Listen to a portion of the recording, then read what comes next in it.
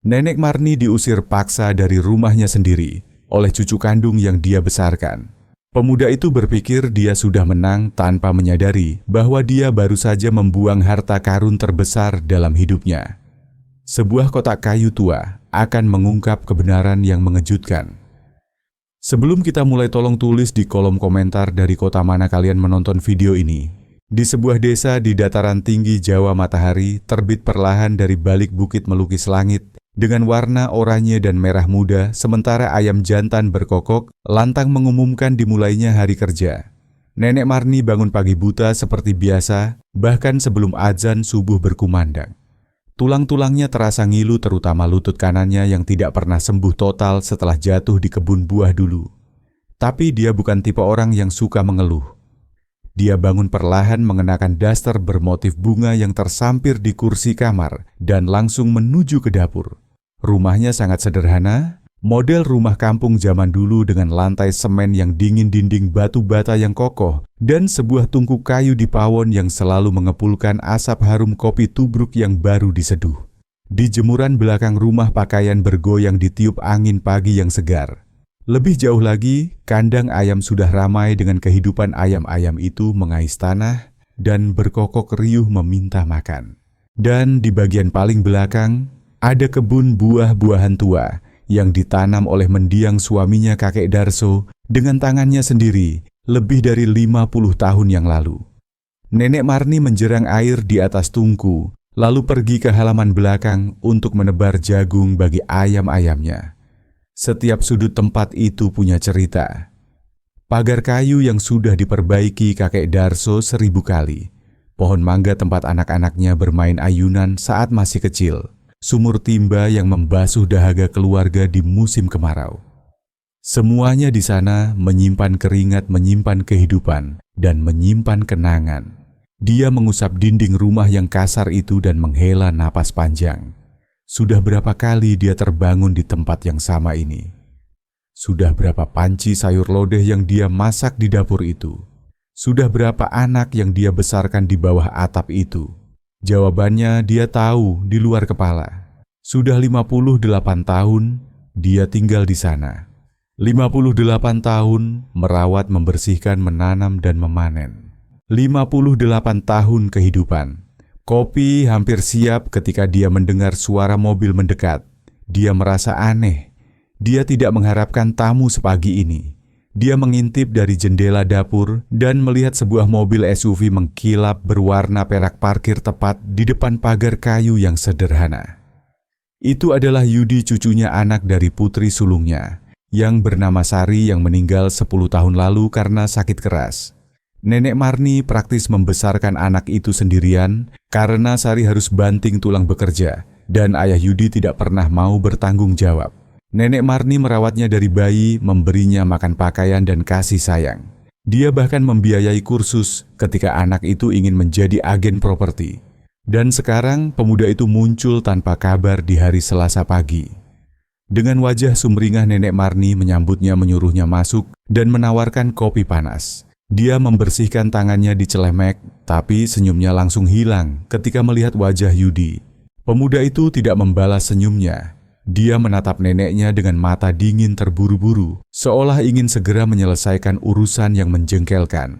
Di belakang Yudi ada 2 orang asing keluar dari mobil. Seorang pria berjas rapi yang tampak berkeringat memegang tas kulit tebal, dan seorang wanita berkacamata hitam dengan sepatu hak tinggi yang terlihat sangat salah tempat di jalan tanah berbatu itu. Yudi berkata dengan nada kering tanpa basa-basi atau ucapan salam, bahwa mereka perlu bicara serius. Nenek Marni merasakan sesak tiba-tiba di dadanya. Naluri seorang nenek mengatakan ada yang tidak beres. Dia bertanya dengan lembut apakah terjadi sesuatu, atau apakah cucunya itu baik-baik saja. Dia mencoba menyentuh lengan pemuda itu, tapi Yudi melangkah mundur menolak sentuhan itu. Dengan nada datar, Yudi berkata bahwa dia baik-baik saja, tapi ada satu hal yang harus neneknya pahami. Dia menegaskan bahwa rumah kebun ini dan semua tanah di sekitarnya bukan lagi milik Nenek Marni. Kata-kata itu jatuh seperti sambaran petir di siang bolong. Nenek Marni mengerjapkan mata mencoba mencerna kalimat itu. Dia bertanya apa maksudnya. Cucu itu menghela napas tidak sabar, seolah sedang menjelaskan pelajaran sederhana pada anak kecil yang bodoh. Dia mengingatkan bahwa nenek Marni sudah tua, renta sudah 81 tahun, dan tidak mungkin bisa mengurus tanah seluas itu sendirian. Dia menjelaskan bahwa setelah kakek Darso meninggal properti itu jatuh ke tangan keluarga. Yudi mengklaim sebagai cucu laki-laki yang punya hak waris.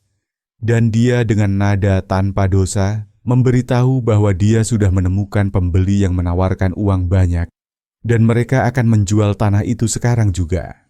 Nenek Marni merasakan kakinya lemas seketika dia terpaksa berpegangan pada dinding kapur agar tidak jatuh ke lantai. Menjual rumah ini. Tapi Yudi tanah ini milik nenek. Nenek tinggal di sini hampir 60 tahun. Kakekmu dan nenek membangun semua ini dari nol. Pria berjas itu melangkah maju sambil menyeka keringat di dahinya dengan sapu tangan. Dia memperkenalkan diri sebagai maklar tanah yang mengurus penjualan ini. Dengan nada suara yang profesional namun dingin seperti robot, dia berkata bahwa urusan bisnis ini sudah hampir selesai. Nenek Marni harus segera mengosongkan rumah itu agar mereka bisa melakukan proses balik nama. Nenek Marni menatap cucunya dengan mata yang sudah penuh air mata. Yudi, demi Tuhan, kamu tidak boleh melakukan ini pada nenek. Nenek yang membesarkanmu nak. Nenek yang merawatmu saat ibumu tidak sanggup.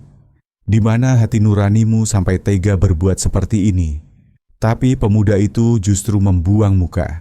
Wanita berkacamata hitam di sebelahnya mendengus kesal, seolah bosan menunggu. Dia berkata dengan nada tinggi bahwa mereka tidak punya waktu seharian. Nenek harus keluar secara baik-baik sekarang juga, atau mereka terpaksa memanggil aparat keamanan. Nenek Marni tidak bisa mempercayai pendengarannya. Ini pasti mimpi buruk. Tidak mungkin ini nyata. Yudi merogoh saku celananya dan mengeluarkan ponsel pintar. Jari-jarinya sedikit gemetar, tapi wajahnya tetap keras membatu tanpa emosi sedikit pun. Nenek Marni mengenali tatapan itu. Itu adalah tatapan yang sama yang dimiliki ayah kandung Yudi saat pria itu tega meninggalkan ibunya yang sedang hamil dulu. Darah memang tidak bisa bohong pikirnya, tapi dia tidak pernah menyangka cucu kandungnya akan mewarisi kekejaman itu. Yudi berkata dengan nada mengancam bahwa dia tidak ingin memanggil polisi. Tapi jika nenek tidak mau bekerja sama, dia tidak punya pilihan lain. Suaranya terdengar terlalu tegas, seperti kalimat yang sudah dihafalkan sebelum datang ke sana. Nenek Marni mundur selangkah, jantungnya berdegup kencang menyakitkan di dalam dada. Tekanan darahnya pasti naik drastis, karena pandangannya mulai kabur dan kepalanya terasa berat. Dia mencoba membujuk memanggil Yudi dengan nada lembut seorang nenek nada, yang dulu selalu ampuh menenangkan Yudi saat masih kecil. Yudi anakku, hentikan semua ini. Ayo kita duduk dulu, kita bicara baik-baik. Pasti ada kesalahpahaman dalam hal ini, tapi usaha itu sia-sia. Pemuda itu bahkan tidak berkedip, dia terus menatap layar ponselnya dengan wajah orang yang sudah bulat tekadnya dan tidak akan mundur. Dia menegaskan tidak ada kesalahpahaman. Nenek tidak punya satu lembar dokumen pun yang membuktikan tanah itu miliknya. Sertifikat tanah itu masih atas nama kakek yang sudah meninggal. Dan sebagai cucu laki-laki, Yudi merasa punya hak penuh atas warisan itu. Dia mengaku sudah mengecek semuanya secara hukum. Wanita berkacamata itu melipat tangan di dada dan mengangguk membenarkan semua ucapan Yudi. Nenek Marni merasakan amarah mulai naik ke ulu hati, bercampur dengan rasa sedih yang mendalam. Bagaimana mungkin dia dibilang tidak punya apa-apa? Dia yang bekerja banting tulang di tanah itu selama puluhan tahun. Dia yang bangun setiap subuh untuk mencangkul, menanam, memanen, mengurus ternak, hingga berjualan hasil bumi di pasar becek untuk menghidupi keluarga. Sementara kakek Darso dulu bekerja sebagai kuli bangunan. Dengan suara gemetar namun tegas Nenek Marni membela diri bahwa dia ikut membayar tanah ini dengan keringat dan darahnya seumur hidup.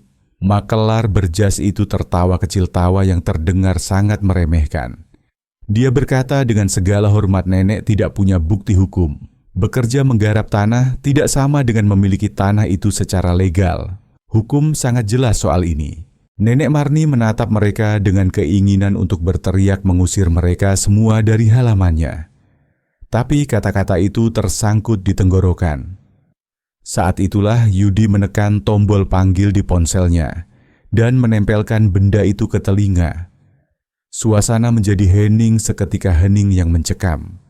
Hanya terdengar suara angin yang menggoyangkan daun pohon mangga dan ayam yang mengais di halaman belakang. Nenek Marni berdiri kaku, menatap cucunya dengan campuran rasa putus asa dan ketidakpercayaan. Ini tidak mungkin terjadi. "Halo, apakah ini kantor polisi?" Yudi berbicara dengan nada tenang, terlalu tenang, bahkan terdengar sopan. Dia meminta petugas mengirimkan mobil patroli ke alamat rumah kebun itu.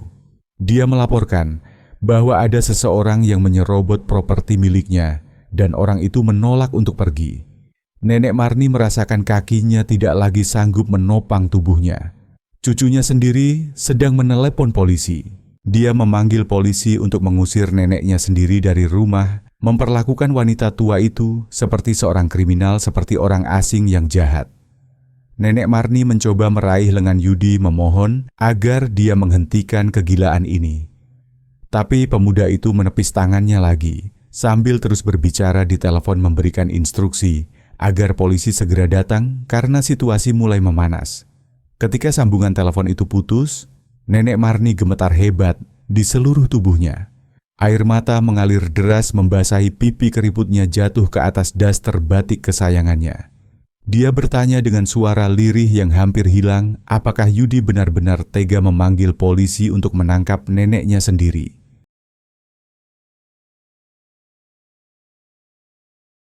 Terhela napas tidak sabar. Dia bergumam, semakin cepat polisi datang, semakin cepat urusan ini selesai. Nenek Marni memandang ke sekeliling, mencari sesuatu yang bisa membuktikan bahwa rumah ini, tanah ini adalah miliknya. Tapi, apa yang bisa dia tunjukkan? Pintu dapur yang sudah dia cat ulang 3 kali. Tungku pawon yang dia bersihkan setiap hari selama puluhan tahun. Ayam-ayam yang dia beri makan sejak menetas. Tidak ada dari semua itu yang berarti bagi orang-orang kota ini. Mereka hanya peduli pada kertas stempel dan tanda tangan. Dan dia, orang desa yang lugu, tidak pernah memusingkan hal itu karena dia percaya pada kata-kata suaminya dan percaya bahwa kasih sayang keluarga adalah segalanya. Betapa naifnya dia. Betapa bodohnya dia percaya bahwa ikatan darah lebih berharga daripada uang. Tidak butuh waktu lama, hanya 15 menit mobil patroli polisi muncul menerbangkan debu jalanan desa yang kering. 2 petugas berseragam turun dari mobil, wajah mereka serius dengan sikap tubuh tegap siap menangani masalah. Nenek Marni merasakan rasa malu yang luar biasa, sebuah penghinaan yang rasanya lebih menyakitkan daripada sakit fisik manapun. Dia seorang wanita tua berusia 81 tahun, diperlakukan seperti penjahat di rumahnya sendiri. Kapolsek Danu yang memimpin patroli itu melangkah ke depan. Dia kenal betul daerah sini dan kenal hampir semua penduduknya. Ketika melihat Nenek Marni berdiri di sana, dahinya berkerut kaget. Dia bertanya dengan nada bingung apa yang sebenarnya terjadi di sini. Yudi langsung membusungkan dada memotong pembicaraan. Dia melapor dengan cepat, seolah sedang melaporkan pencurian biasa. "Pak Kapolsek, tanah ini milik saya berdasarkan hak waris. Saya sudah punya pembeli, dan saya butuh nenek ini segera mengosongkan rumah." Tapi dia menolak pergi. Kapolsek Danu menatap Nenek Marni, lalu menatap Yudi mencoba mencerna situasi gila ini. Dia bertanya, "Sudah berapa lama ibu ini tinggal di sini?" Yudi mengangkat bahu acuh tak acuh. Dia bilang, "Itu tidak penting. Yang penting adalah nenek itu tidak punya dokumen kepemilikan. Tanah itu atas nama kakeknya yang sudah meninggal, dan dia sebagai cucu merasa punya hak penuh." Dinginnya nada bicara Yudi benar-benar menakutkan. Nenek Marni akhirnya berhasil membuka mulut, meski suaranya serak menahan tangis. Dia menjelaskan pada Kapolsek Danu bahwa dia sudah tinggal di sana selama 58 tahun. Dia dan suaminya yang membangun semua ini.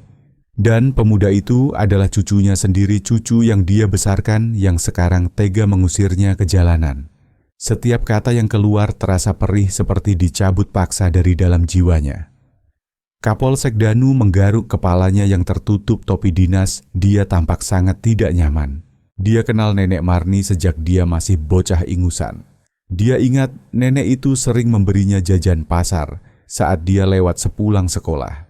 Dan sekarang dia harus melihat wanita sepuh itu dipermalukan oleh darah dagingnya sendiri. Kapolsek Danu bertanya dengan hati-hati, apakah Nenek Marni punya surat-surat atau dokumen apa saja yang bisa membuktikan kepemilikan tanah ini. Pertanyaan itu menghujam seperti pisau. Nenek Marni menggeleng pelan merasakan beratnya kekalahan. Dia mengaku tidak punya apa-apa. Dulu semua urusan surat menyurat dipegang oleh almarhum suaminya. Dia hanya mengurus dapur, anak-anak, dan kebun. Suaranya perlahan menghilang tertelan kesedihan. Yudi tersenyum miring senyum kemenangan yang licik. Dia merasa argumennya terbukti. Kapolsek Danu menghela napas panjang. Hatinya menolak, tapi hukum adalah hukum. Dia meminta maaf sedalam-dalamnya, tapi tanpa dokumen dia tidak bisa berbuat banyak. Secara hukum formal, cucu laki-laki itu punya dasar yang lebih kuat soal warisan. Kata-kata itu jatuh berat di udara pagi yang panas. Nenek Marni merasa lantai di bawah kakinya runtuh. Jadi ini akhirnya. Dia benar-benar akan kehilangan segalanya. Rumah tempat dia menghabiskan seluruh hidupnya, tanah yang dia bayar dengan keringat. Dan semua kenangan yang menempel di setiap dinding akan lenyap karena keserakahan cucu yang dia sayang. Dia berbisik putus asa bahwa dia tidak punya tempat tujuan lain. Tapi Yudi hanya mendengus kasar. Dia bilang, nenek bisa menumpang di rumah saudara itu bukan urusannya lagi. Wanita berkacamata hitam itu kembali melihat jam tangannya dan menyuruh makelar tanah untuk mempercepat proses ini karena dia punya janji lain. Kapolsek Danu memberi isyarat pada anggotanya untuk membantu Nenek Marni mengemasi barang-barangnya. Nenek Marni masuk ke dalam rumah dengan langkah sempoyongan dikawal oleh polisi muda yang setidaknya menatapnya dengan rasa kasihan. Dia memandang setiap ruangan seolah itu adalah perpisahan terakhir. Dapur tempat dia memasak ribuan kali, ruang tengah tempat keluarga berkumpul saat lebaran, dan kamar tidur tempat dia tidur di samping kakek Darso selama puluhan tahun. Kamar di mana dia menangis sendirian memeluk bantal suaminya saat pria itu meninggal.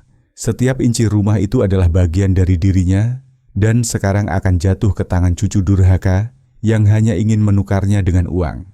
Dia mengambil sebuah tas kain lusuh dari kolong tempat tidur, dan mulai memasukkan beberapa helai pakaian dengan tangan gemetar. Dia menyimpan tasbih peninggalan ibunya, foto pernikahan hitam putih yang sudah pudar, dan kemeja batik favorit almarhum suaminya. Memang tidak banyak harta yang bisa dibawa. Hidupnya selalu sederhana. Namun saat meraba bagian dasar lemari, pakaian tua itu di bawah tumpukan selimut tebal yang jarang dipakai, tangannya menyentuh sebuah benda keras. Itu adalah sebuah kotak kayu jati kecil seukuran kotak sepatu yang sudah tertutup debu tebal. Di dalamnya tersimpan kertas-kertas lama yang dia sendiri lupa apa isinya. Almarhum suaminya dulu yang menyimpan kotak itu di sana. Tanpa berpikir panjang, seolah ada tangan tak terlihat yang menuntunnya, Nenek Marni mengambil kotak kayu itu dan menyelipkannya ke dasar tas kain di bawah tumpukan baju. Ketika dia melangkah keluar dari pintu rumah untuk terakhir kalinya, Yudi sudah sibuk tertawa-tawa dengan si maklar dan wanita pembeli itu. Mereka merencanakan penjualan seolah drama pengusiran. Tadi tidak pernah terjadi. Yudi bahkan tidak menoleh sedikit pun pada neneknya yang berjalan tertatih, memegang tas kain, dengan mata bengkak dan punggung membungkuk karena beban derita. Kapolsek Danu mendekatinya dengan wajah serba salah. Dia bertanya sekali lagi, memastikan apakah Nenek Marni benar-benar tidak punya kerabat yang bisa menampung. Nenek Marni menggeleng lemah. Anak-anaknya yang lain sudah meninggal karena sakit dan kecelakaan. Saudara jauhnya tinggal di pulau seberang dan sudah putus kontak. Dia benar-benar sebatang kara di dunia ini. Dia mencoba tersenyum tegar meski hatinya hancur lebur mengatakan bahwa dia akan mencari jalan keluar sendiri.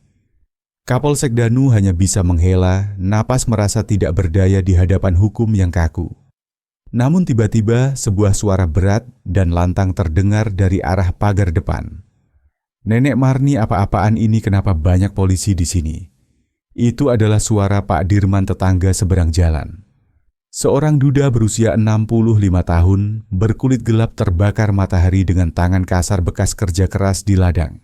Dia berteman baik dengan Nenek Marni, sering bertukar hasil kebun dan mengobrol di sore hari. Ketika Pak Dirman melihat mobil polisi dan melihat Nenek Marni berdiri memegang tas kain lusuh dengan wajah sembab, dia langsung paham bahwa ada ketidakadilan besar yang sedang terjadi di depan matanya. Nenek Marni mencoba menjawab, tapi tenggorokannya tercekat hebat. Pak Dirman menatap Yudi dengan sorot mata menyala. Dia membentak bertanya apa yang sudah dilakukan anak itu pada neneknya. Yudi memutar bola mata, malas menyuruh orang tua itu jangan ikut campur urusan keluarga orang lain. Tapi Pak Dirman tidak peduli dengan sikap kurang ajar itu. Dia tahu watak Yudi sejak kecil memang tidak beres. Dia tidak akan membiarkan tetangga baiknya terlantar di jalanan.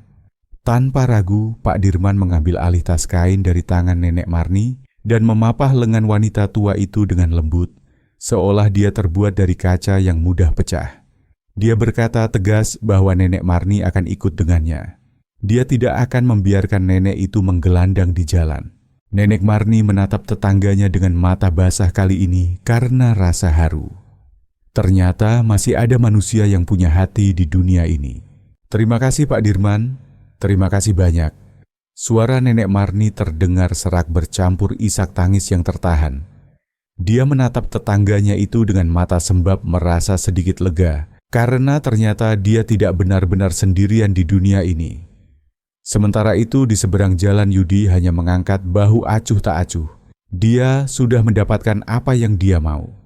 Neneknya sudah angkat kaki dari properti itu, sekarang tinggal menjual semuanya dan mengantongi uang miliaran rupiah. Dia bahkan tidak sadar betapa besar kesalahan fatal yang baru saja dia lakukan. Rumah Pak Dirman sangat sederhana, jauh lebih kecil dari rumah Nenek Marni. Letaknya hanya sekitar 200 meter di seberang jalan tanah itu. Rumah petak dengan 3 ruangan teras kecil di depan dan kebun sayur di belakang tempat dia menanam bayam, tomat, dan cabai rawit. Pak Dirman hidup sendiri sejak istrinya meninggal 5 tahun lalu. Dia tidak punya anak, jadi kesepian adalah teman setianya sehari-hari. Namun dia tidak pernah lupa untuk berbuat baik pada tetangga, terutama pada Nenek Marni yang selalu murah hati padanya.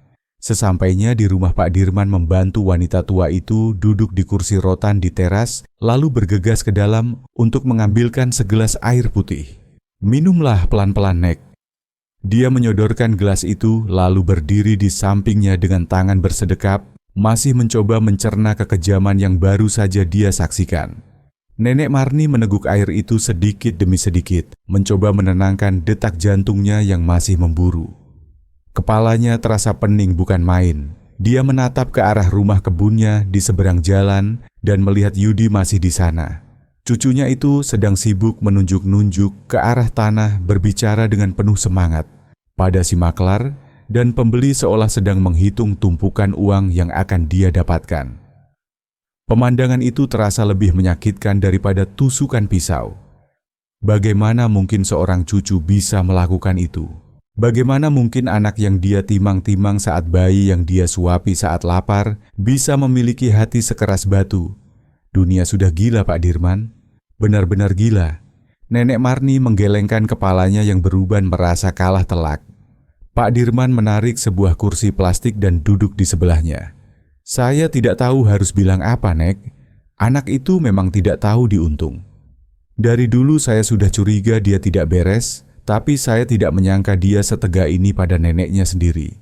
Mereka berdua terdiam sejenak, hanya memandangi jalanan desa yang berdebu, mendengarkan suara burung perkutut dan desau angin di pepohonan. Nenek Marni menarik napas, Panjang mencoba mengumpulkan sisa-sisa kewarasannya. Hidupnya hancur berantakan hanya dalam hitungan jam. Tadi pagi, dia masih seorang pemilik rumah yang mandiri. Sekarang dia menjadi tunawisma yang menumpang belas kasihan tetangga. Pak Dirman, saya tidak mau merepotkan Bapak lama-lama. Begitu saya dapat tempat, saya akan segera pergi dari sini. Dia berusaha terdengar tegar meski suaranya rapuh. Pak Dirman langsung mengibaskan tangannya menolak omongan itu. Jangan bicara begitu, Nek. Nenek boleh tinggal di sini selama yang nenek butuhkan. Rumah ini memang sempit, tapi cukup untuk kita berdua. Bapak ingat betapa baiknya nenek dulu. Berapa kali nenek memberi saya telur sayur lodeh atau mengundang saya makan siang saat saya kesepian. Sekarang giliran saya membalas budi. Nenek Marni merasakan matanya kembali basah. Ternyata kebaikan kecil yang dia tanam bertahun-tahun lalu kini berbuah manis saat dia paling membutuhkannya. Bapak orang baik, Pak Dirman. Semoga Gusti Allah membalas semua kebaikan Bapak. Pak Dirman tersenyum tipis lalu bangkit dari kursinya. Saya buatkan kopi dulu ya, Nek. Biar pikiran kita agak tenang. Sementara Pak Dirman pergi ke dapur belakang Nenek Marni duduk diam di kursi rotan mencoba menata pikirannya yang ruwet. Apa yang harus dia lakukan sekarang? Dia tidak punya tabungan yang cukup.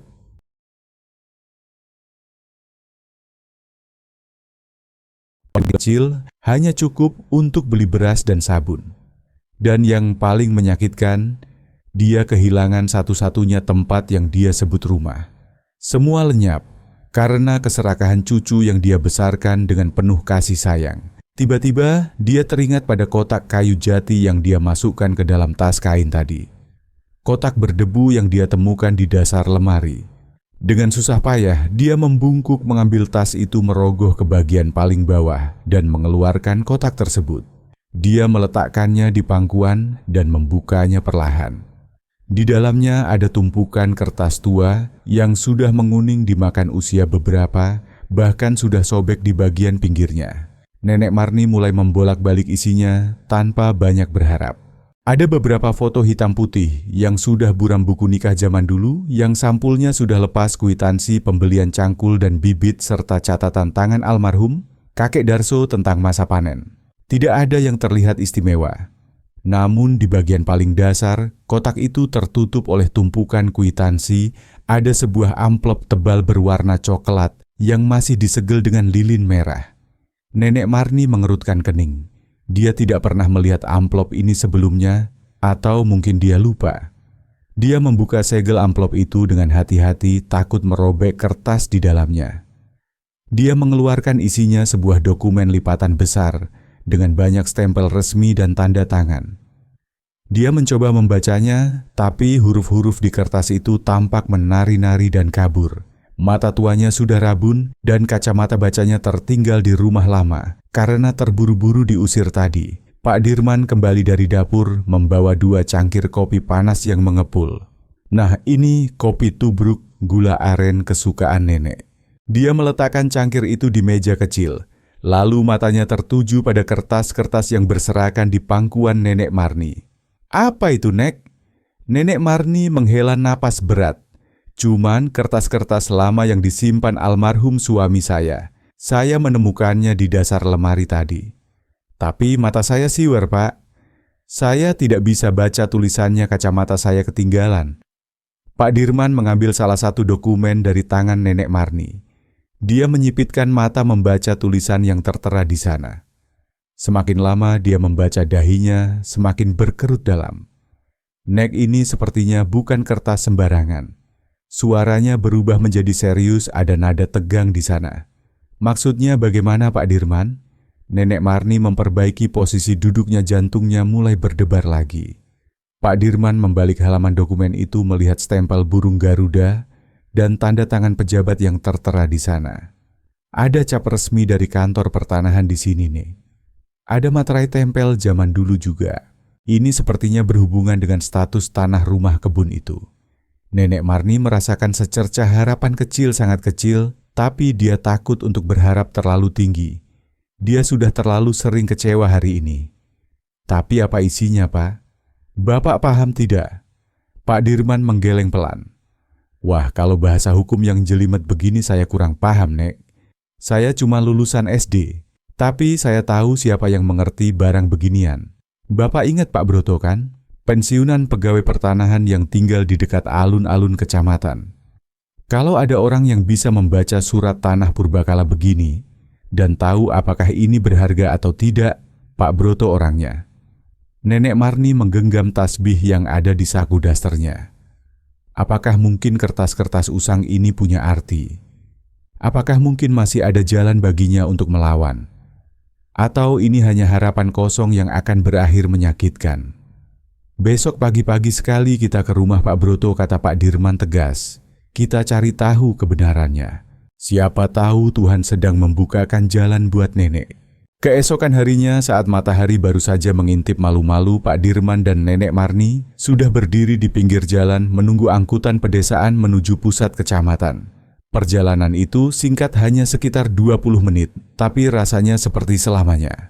Jalanan aspal yang rusak parah membuat angkutan tua itu berguncang hebat, menerbangkan debu kemana-mana. Nenek Marni mendekap kotak kayu jati itu erat-erat di dadanya, seolah benda itu adalah nyawanya sendiri. Mungkin memang benar kotak itu adalah satu-satunya nyawa yang dia punya saat ini. Malam sebelumnya terasa sangat menyiksa. Nenek Marni hampir tidak bisa memejamkan mata. Setiap kali dia mencoba tidur, bayangan wajah dingin Yudi yang mengusirnya kembali muncul. Dia terus bertanya-tanya apakah cucunya itu tidak punya hati nurani sedikit pun. Apakah uang benar-benar bisa membutakan mata batin seseorang sampai sebegitunya? Rumah Pak Broto terletak di jalan kecil yang tenang di dekat alun-alun tidak jauh dari masjid besar, tempat para pensiunan sering berkumpul.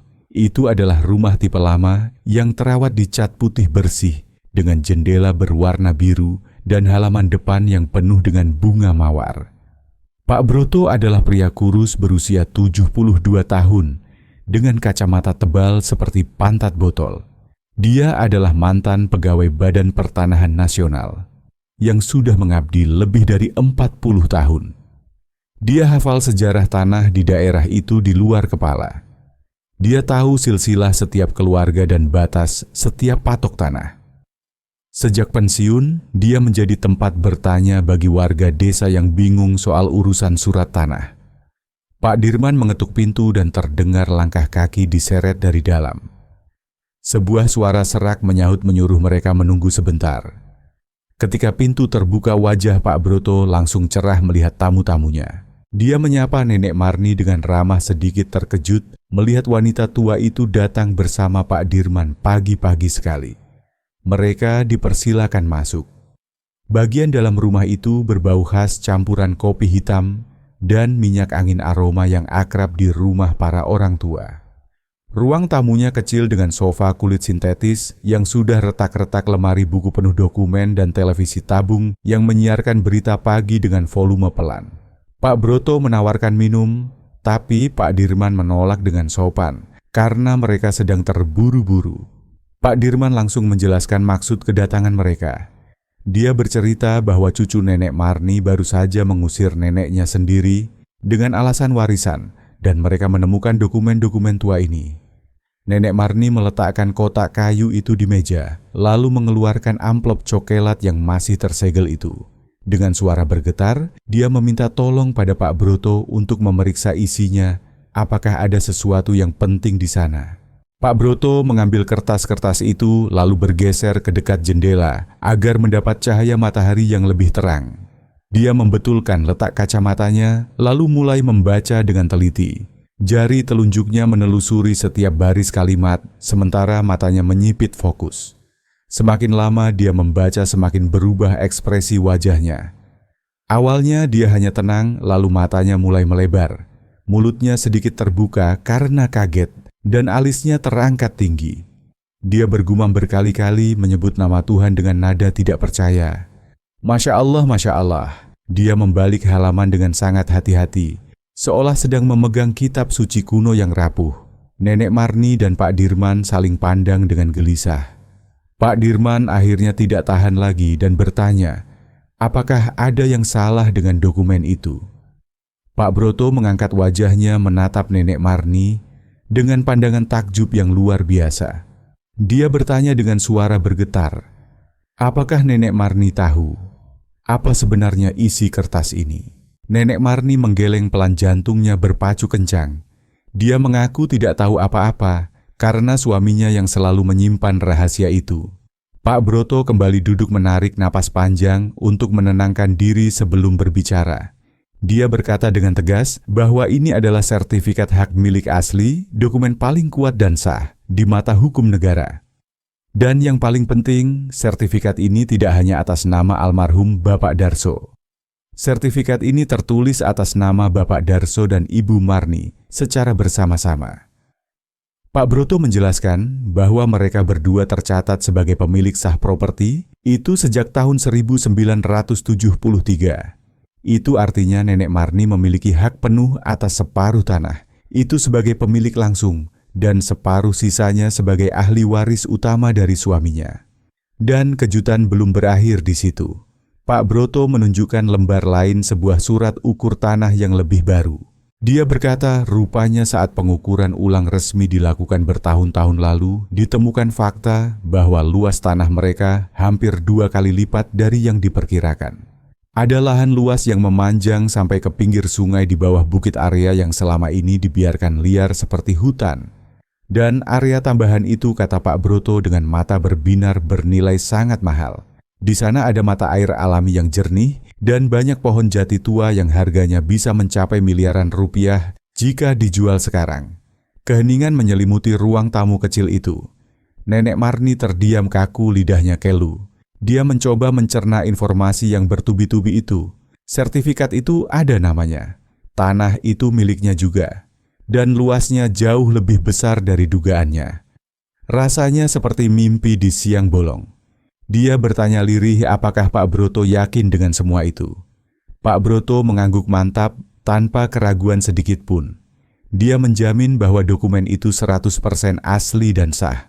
Ada semua stempel resmi Badan Pertanahan, ada tanda tangan pejabat berwenang, semuanya lengkap. Ini bukti hukum yang tidak bisa dibantah. Sebagai istri yang masih hidup, Nenek Marni adalah pemilik tunggal seluruh aset itu sekarang. Cucu tidak punya hak apa-apa untuk menjual, apalagi mengusir tanpa persetujuan nenek. Pak Dirman menepuk pahanya keras-keras, wajahnya merah padam karena semangat. Dia berteriak bahwa dia sudah menduga si Yudi itu penipu. Dia yakin ada yang tidak beres dengan tingkah laku anak itu. Nenek Marni merasakan air mata kembali mengalir di pipinya. Tapi kali ini rasanya berbeda. Ini bukan air mata kesedihan, melainkan air mata kelegaan, air mata keadilan, dan secercah harapan yang menyala kembali. Ternyata dia tidak kehilangan segalanya. Ternyata Tuhan masih melindunginya. Tapi kemudian dia bingung. Dia bertanya pada Pak Broto, lantas apa yang harus dia lakukan dengan kertas-kertas ini sekarang? Pak Broto langsung berdiri dengan semangat muda yang tiba-tiba muncul. Dia berkata, sekarang juga mereka harus pergi ke kantor polisi menemui Kapolsek Danu. Dokumen ini adalah bukti telak bahwa cucu durhaka itu tidak punya hak sedikit pun untuk mengusir neneknya. Dan lebih parah lagi, jika Yudi sudah mencoba menjual properti itu ke orang lain, dia sedang melakukan tindak kriminal berat. Dia mencoba menjual barang yang bukan miliknya. Itu penipuan tingkat tinggi. Nenek Marni memegang dadanya, merasakan jantungnya berdetak kuat. Akhirnya kebenaran akan terungkap. Akhirnya keadilan akan ditegakkan. Dan Yudi, cucu yang sudah dia beri makan dan dia sekolahkan, itu akan segera sadar bahwa dia telah membangunkan macan tidur. Dia tidak pernah menyangka bahwa nenek tua yang dia anggap lemah dan bodoh ini ternyata masih punya taring untuk melawan. Kapolsek Danu sedang duduk santai di balik meja kerjanya di kantor polisi menyeruput kopi pagi sambil membolak-balik laporan harian ketika Nenek Marni, Pak Dirman, dan Pak Broto masuk ke ruangan. Ketika melihat wanita tua itu kembali, Kapolsek Danu langsung berdiri merasa sedikit canggung. Dia masih ingat jelas kejadian kemarin saat dia terpaksa mengusir Nenek Marni dari rumahnya sendiri. Rasa bersalah itu masih menghantuinya semalaman. Dengan nada khawatir dia bertanya, ada apa gerangan Nenek Marni kembali ke sana? Apakah terjadi masalah lagi? Pak Broto dengan semangat berapi-api langsung maju ke depan dan meletakkan tumpukan dokumen itu di atas meja Pak Kapolsek. Dia berkata dengan lantang bahwa memang terjadi masalah besar. Cucu Nenek Marni telah menipu semua orang. Tanah itu sah milik Nenek Marni, dan dia punya bukti hitam di atas putih yang tidak bisa disangkal. Kapolsek Danu mengambil dokumen itu dan mulai membacanya. Ekspresi wajahnya berubah sama persis seperti reaksi Pak Broto tadi pagi. Matanya membelalak kaget saat memeriksa stempel, membaca pasal-pasal dan mencocokkan tanda tangan. Semakin dia membaca, semakin gelap raut wajahnya. Dia bergumam bahwa semua ini valid. Ini adalah dokumen resmi yang sah secara hukum negara. Dia menatap Nenek Marni dan bertanya, kenapa Nenek tidak menunjukkan ini kemarin? Nenek Marni menunduk malu menjelaskan bahwa dia tidak tahu dokumen itu ada. Suaminya yang menyimpannya dan dia baru menemukannya semalam di dasar tas tua. Kapolsek Danu menghela napas panjang dan menggelengkan kepala. Ini mengubah segalanya. Artinya Yudi telah mengusir pemilik sah dari rumahnya sendiri. Dan yang lebih parah,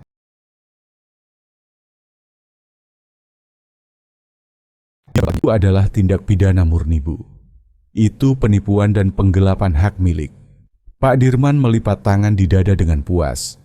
Dia menambahkan bahwa Pak Broto juga menemukan fakta lain. Tanah itu jauh lebih luas dari yang mereka kira. Ada area hutan jati dan mata air yang nilainya miliaran rupiah. Jika Yudi berhasil menjualnya kemarin, dia bukan hanya mencuri tanah, tapi juga merampok harta karun keluarga yang dia sendiri tidak tahu nilainya. Wajah Kapolsek Danu memerah menahan marah. Dia paling benci orang yang sok pintar dan menindas orang lemah, apalagi nenek sendiri. Dia bertanya dengan serius, apakah Nenek Marni ingin membuat laporan resmi terhadap cucunya. Nenek Marni menarik napas berat. Ini adalah keputusan tersulit dalam hidupnya. Yudi adalah cucunya darah dagingnya. Tapi setelah semua penghinaan, kekejaman, dan air mata yang tumpah, dia tahu dia tidak punya pilihan lain. Kebaikan tanpa ketegasan hanya akan melahirkan penindasan baru. Dengan suara mantap dia menjawab, "Ya Pak Kapolsek, saya ingin keadilan." Kapolsek Danu langsung mengambil formulir laporan. Dia mencatat semuanya dengan rinci. Nama Yudi, alamat kejadian, bukti dokumen, dan dugaan percobaan penjualan tanah secara ilegal. Setelah selesai, dia menatap Nenek Marni dan berkata, dia akan memanggil Yudi sekarang juga. Dia akan menyelidiki apakah sudah ada transaksi uang dengan pembeli. Jika sudah ada uang muka yang diterima, posisi Yudi akan semakin terjepit. Tidak butuh waktu 1 jam, Yudi muncul di kantor polisi. Dia berjalan masuk dengan gaya sombong, mengira dia dipanggil untuk urusan administrasi penjualan tanahnya. Tapi begitu dia melihat neneknya duduk di sana, diapit oleh Pak Dirman dan Pak Broto, wajahnya langsung berubah pucat pasi. Dia bertanya dengan nada curiga apa yang sedang terjadi. Kapolsek Danu berdiri dan melipat tangan di dada. Dia memberitahu Yudi bahwa dia sedang diselidiki atas percobaan tindak kriminal. Properti yang mau dia jual itu bukan miliknya, tapi milik neneknya. Yudi tertawa gugup mencoba menyangkal. Dia bilang, neneknya tidak punya bukti apa-apa. Pak Broto langsung mengangkat sertifikat tanah itu tinggi-tinggi. Dia membentak bahwa buktinya ada di sini. Sertifikat asli atas nama kakek dan nenek. Semuanya lengkap dan sah. Yudilah yang bodoh karena tidak pernah mengecek sejarah tanah itu dengan benar. Kaki Yudi gemetar hebat. Dia mencoba meraih dokumen itu, tapi Kapolsek Danu menahannya. Dia memperingatkan Yudi bahwa neneknya baru saja membuat laporan polisi resmi. Yudi menatap neneknya dengan tatapan tidak percaya. Dia merengek, mencoba memanipulasi perasaan wanita tua itu. Nenek tega melakukan ini pada cucu sendiri. Nenek mau memenjarakan Yudi, tapi kali ini Nenek Marni tidak luluh. Hatinya sudah membatu demi kebenaran. Dia menjawab dengan tegas bahwa dia tega karena Yudi lebih dulu tega memperlakukannya seperti sampah. Mengusirnya dari rumah sendiri. Itu bukan kelakuan seorang cucu. Kapolsek Danu tidak memberi ruang bagi Yudi untuk berdrama. Dia menegaskan bahwa Yudi harus bersiap menghadapi proses hukum. Dan jika dia sudah menerima uang dari pembeli, dia harus mengembalikannya detik itu juga, atau tuntutannya akan bertambah berat. Yudi keluar dari kantor polisi dengan kepala tertunduk hancur lebur. Keserakahannya telah menghancurkan masa depannya sendiri. Dia mengira akan mendapat untung cepat, tapi malah mendapat malu dan masalah hukum. Dia tidak menyangka nenek yang dia anggap lemah, itu ternyata menyimpan kartu as yang mematikan. 3 minggu kemudian, Nenek Marni sudah kembali ke rumah kebunnya. Suasana rumah itu masih sama. Wangi kayu bakar dari tungku pawon, suara ayam berkokok, dan angin sejuk pegunungan. Tapi rasanya kini berbeda. Dia tinggal di sana dengan kepala tegak sebagai pemilik sah yang diakui negara. Tidak ada lagi yang berani mengusik. Sore itu dia sedang duduk di teras menikmati kopi bersama Pak Dirman. Mereka tertawa membicarakan nasib Yudi. Kasus hukumnya sedang berjalan. Ternyata Yudi sudah menerima uang muka dari pembeli, dan sekarang dia harus mengembalikan uang itu ditambah denda pembatalan kontrak. Dia bangkrut total. Lebih parah lagi, sanksi sosial di desa itu sangat kejam. Semua orang tahu kelakuannya. Di pasar, di masjid, di warung kopi, semua orang membicarakannya sebagai cucu durhaka yang kualat. Karirnya sebagai agen properti tamat, karena tidak ada orang yang mau berbisnis dengan penipu. Sementara itu, nilai tanah Nenek Marni ternyata 10 kali lipat lebih mahal dari harga jual yang ditawarkan Yudi. Makelar yang dibawa Yudi ternyata juga penipu yang ingin membeli murah. Jadi seandainya penjualan itu terjadi, Yudi pun sebenarnya akan tertipu. Sungguh ironi yang menggelikan. Nenek Marni memutuskan untuk tidak menjual sejengkal pun tanah itu. Dia akan mewariskannya nanti kepada orang-orang yang benar-benar peduli padanya, mungkin sebagian untuk yayasan sosial, dan sebagian untuk Pak Dirman dan Pak Broto yang sudah seperti malaikat penolong baginya. Suatu sore Yudi datang ke pagar rumah. Penampilannya kusuk kurus dan tidak terurus. Dia datang untuk meminta maaf. Suaranya bergetar saat dia mengakui semua kesalahannya. Dia mengaku buta karena uang, dan sekarang dia sadar bahwa dia telah kehilangan segalanya, termasuk kasih sayang, satu-satunya orang yang tulus mencintainya. Nenek Marni menatapnya dari balik pagar. Memaafkan itu berat, tapi menyimpan dendam juga menyakitkan. Dia berkata pelan bahwa dia mungkin bisa memaafkan Yudi suatu hari nanti, karena bagaimanapun juga mereka sedarah. Tapi Yudi harus ingat satu pelajaran penting seumur hidupnya. Keluarga sejati bukan cuma soal siapa yang punya nama belakang sama. Keluarga sejati adalah mereka yang ada di sampingmu saat kamu jatuh, mereka yang merawatmu dan menghormatimu. Dan saat nenek butuh, keluarga Yudi justru menjadi musuh. Yudi menangis mendengar itu. Dia sadar pintu hati neneknya mungkin masih terbuka sedikit, tapi kepercayaan yang rusak tidak akan pernah bisa utuh kembali, seperti sedia kala. Dia pamit undur diri dengan langkah berat, membawa penyesalan yang akan dia pikul selamanya. Pak Dirman yang berdiri di samping Nenek Marni tersenyum tipis. Dia berkata, "Nenek benar. Terkadang keluarga yang kita pilih jauh lebih berharga daripada keluarga yang ditakdirkan oleh darah." Mereka berdua pun kembali duduk menikmati matahari terbenam yang menyiram kebun itu dengan cahaya keemasan. Bersyukur atas keadilan Tuhan, dan bersyukur atas ketenangan yang akhirnya kembali. Sahabat sekalian, dari perjalanan hidup Nenek Marni dan cucunya Yudi, kita belajar sebuah pelajaran yang sangat mahal tentang hukum tabur tuai. Yudi yang matanya telah dibutakan oleh kilauan uang miliaran rupiah lupa pada satu kebenaran sederhana, bahwa keberkahan hidup itu letaknya ada pada rasa hormat kita kepada orang tua. Dia mengira bahwa dengan menyingkirkan neneknya, dia akan mendapatkan jalan pintas menuju kekayaan. Namun kenyataannya, dia justru kehilangan segalanya. Dia kehilangan harga diri, kehilangan kepercayaan masyarakat, dan kehilangan kasih sayang tulus yang tidak bisa dibeli dengan uang sebanyak apapun. Kisah ini juga menampar kita dengan realita tentang arti keluarga yang sesungguhnya. Darah memang menjadikan kita kerabat, tapi hanya kasih sayang dan kepedulianlah yang menjadikan kita keluarga sejati. Lihatlah Pak Dirman, orang lain yang tidak punya hubungan darah, justru hadir sebagai malaikat pelindung.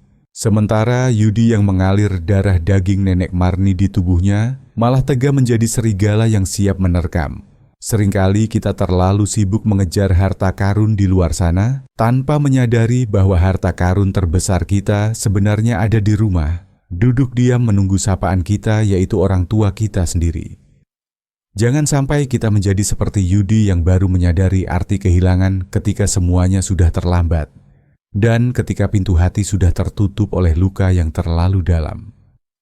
Harta bisa dicari, tanah bisa dibeli,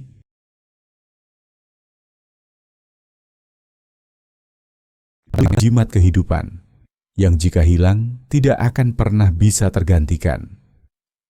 Jika cerita ini menyentuh hati kalian, dan kalian merasa mendapatkan pelajaran berharga hari ini, saya mengundang kalian untuk terus berjalan bersama kami di sini. Mari kita jadikan channel ini sebagai tempat kita belajar tentang kehidupan. Cukup dengan menekan tombol subscribe yang ada di layar kalian, kalian sudah menjadi bagian dari keluarga kami, dan kita akan bertemu lagi di kisah-kisah penuh makna selanjutnya. Terima kasih sudah mendengarkan.